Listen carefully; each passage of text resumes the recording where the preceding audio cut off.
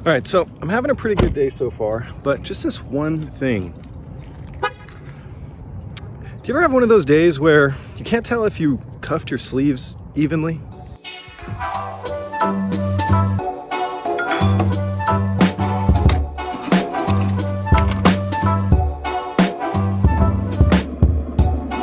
For real?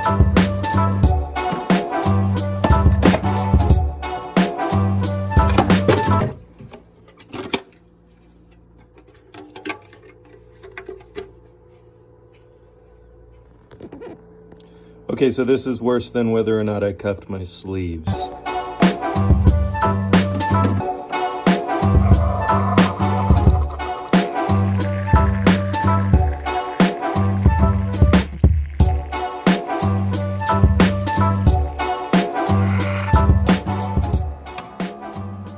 All right, I'll talk to you soon. Okay. Bye.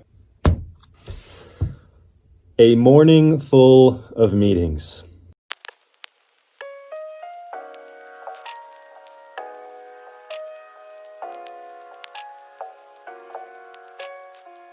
When I was a kid, this was the church that I grew up in. And I remember this subtle thing about the way that we would pray, because this is what's called a Pentecostal church. And that means a lot of different things, but one of the things that it means that I love about my church family is that we get loud sometimes. But one of the lessons that I learned kind of inadvertently about prayer, going to a church that knows how to get loud, is I used to think that prayer had to be loud all the time. In fact, for a long time in my life, I used to think that if you weren't talking, you weren't praying. If I'm completely honest, I haven't come in this room a lot since March.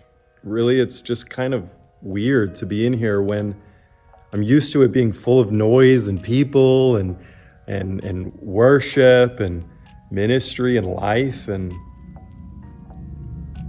I don't know, I guess I just haven't wanted to be in here if I know I'm the only one showing up.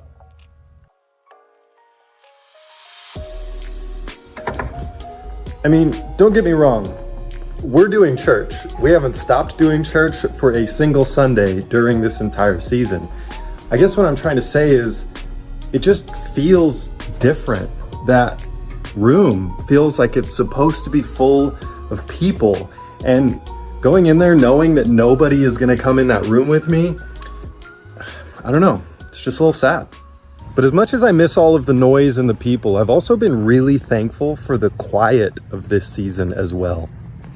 In fact, when I started my doctorate program, one of the things that I was really uncomfortable with at the beginning was that we would begin every single one of our weekly Zoom sessions in a moment of silence. We would get quiet. We would call it centering prayer. And I remember as this kid who grew up in a church where prayer was loud, I was thinking, centering prayer, silent prayer, is that even prayer?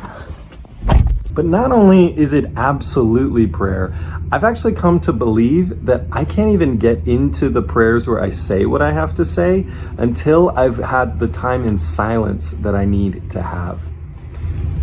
The lesson is that just like... My neighbor's making some noise.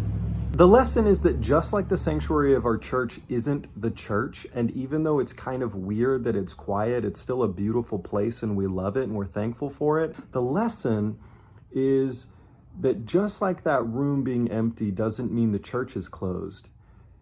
In the same way, just like my mouth being closed doesn't make my prayer time empty either.